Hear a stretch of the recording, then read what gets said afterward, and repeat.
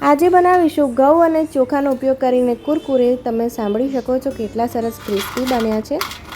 આટલા જ ક્રિસ્પી તમે ઘરે પણ બનાવી શકો છો અને ઉપરથી જો મસાલો તમારે છાંટવો હોય તો તમે એ પણ છાંટી શકો છો વધારે ટેસ્ટી બનાવવા માટે। તો ચાલો એને બનાવવા માટેની રીત જોઈ લઈએ। અડધો કપ મેં અહીંયા ચોખાનો લોટ લીધો છે। જો તમને ચોખાનો લોટ અવેલેબલ ના હોય તો તમે ઘરે પણ દળી શકો છો। હવે આપણે 2 ચમચી જેટલું બેસન એડ કરવાનું છે। જો બેસન ના હોય તો તમે ચણાની દાળને ક્રશ કરીને પણ લઈ શકો છો। હવે ચપટી સોડા એડ કરીશું જેથી આપણા કુરકુરે સરસ ક્રિસ્પી બને। સ્વાદ મુજબ મીઠું એડ કરીશું અને કોર્નફ્લોર લીધો છે 1 ચમચી। કોર્નફ્લોરની બદલે તમે બાઇન્ડિંગ માટે અહીંયા આરાનો લોટ પણ લઈ શકો છો। 1.5 કપ મેં અહીંયા પાણી લીધું છે અને હવે બરાબર મિક્સ કરી લઈશું। જો કઢાઈ મેં હજી ગેસ ઉપર નથી મૂકી કારણ કે આપણે જે અંદરની ગાંઠ છે બેસનની એ અંદર પાણીથી મિક્સ કરી દેવાની છે। હવે આપણે કઢાઈ ગેસ ઉપર મૂકી દઈશું અને મીડિયમથી લો ગેસ ફ્લેમ રાખીને સતત 4 થી 5 મિનિટ હલાવવાનું છે। તો 2 થી 3 મિનિટ પછી તમે જોઈ શકો છો કે આપણું ટેક્સચર કેટલું સરસ એકદમ ઘટ્ટ થઈ ગયું છે। થોડું લોટ જેવું ટેક્સચર ના આવે ત્યાં સુધી આપણે એને મિક્સ કરવાનું છે। તો 4-4.5 મિનિટ પછી તમે જોઈ શકો છો કે આવું ટેક્સચર આવી જશે ને પછી એને ઢાંકીને 5 મિનિટ માટે સીજવા મૂકી દેવાનું છે।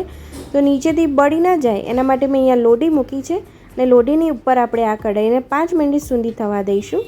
તો તમે જોઈ શકો છો કે આપણો લોટ સરસ હળવો થઈ ગયો છે। હું હલાવું છું તો પણ એકદમ સરળતાથી હલી જાય છે। એક થાળીમાં આપણે કાઢી લઈશું અને ઠંડો કરી લઈશું। બાઇન્ડિંગ માટે મેં અહીંયા 1 ચમચી ચોખાનો લોટ લીધો છે અને 1 ચમચી કકરો ઘઉંનો લોટ લીધો છે। બરાબર મિક્સ કરીને આપણે લોટ બાંધી લઈશું એનો।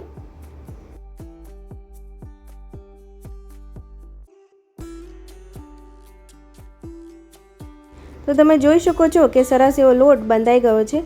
હવે આપણો તેલવાળો થોડો હાથ કરી લઈશું અને નાના નાના કુરકુરે તૈયાર કરી લઈશું। તો કુરકુરેનો શેપ એકદમ અનઇવન હોય છે તો આમાં એવી કોઈ ચિંતા કરવાની જરૂર નથી। આપણે જેવું આપીશું એવા કુરકુરે તૈયાર થઈ જશે। તો જ્યારે પણ આપણે આ રીતે દિવેટ બનાવતા હોય ને એ રીતે કરીને પછી આંગળી આગળ લઈ જઈશું જેથી આપણું કુરકુરેનો શેપ એકદમ અનઇવન જેવો થઈ જાય। આ રીતે આપણે બનાવીશું અને આવા બધા જ કુરકુરે તૈયાર કરી લઈશું। બીજી બાજુ મેં કઢાઈમાં મીડિયમ ગેસ ફ્લેમ રાખીને તેલ ગરમ કરવા મૂકી દીધું હતું। તો હવે આપણે બધા કુરકુરે ધીમે ધીમે કરીને બધા એડ કરી દેવાના છે અને જ્યારે આપણે કુરકુરે બધા એડ કરી દઈએ ને પછી તરત આપણે જારો કે ચમચો અડાવવાનો નથી કારણ કે અત્યારે આપણા કુરકુરે ખૂબ જ સોફ્ટ છે અને અડાવીશું ને તો ભાગી જશે। તો લગભગ 1 થી 2 મિનિટ પછી આપણા કુરકુરે તમે જોઈ શકો છો કે સરસ ફૂલી ગયા છે ને કલર પણ થોડો બદલાઈ ગયો છે એટલે આપણે ઝારાથી થોડા હલાવતા રહીશું અને લગભગ 4 મિનિટ પછી આપણા કુરકુરે સરસ ક્રિસ્પી તૈયાર થઈ જશે। તમે જોઈ શકો છો તો આની ઉપર તમારે જે પણ મસાલો ચાટ મસાલો છાંટવો હોય તો છાંટી શકો છો। તો તૈયાર છે આપણા કુરકુરે। બાળકોને ખૂબ જ ભાવતા હોય છે અથવા તો ચા સાથે પણ ખૂબ જ ટેસ્ટી લાગશે। તમે ચોક્કસ બનાવજો। આવજો।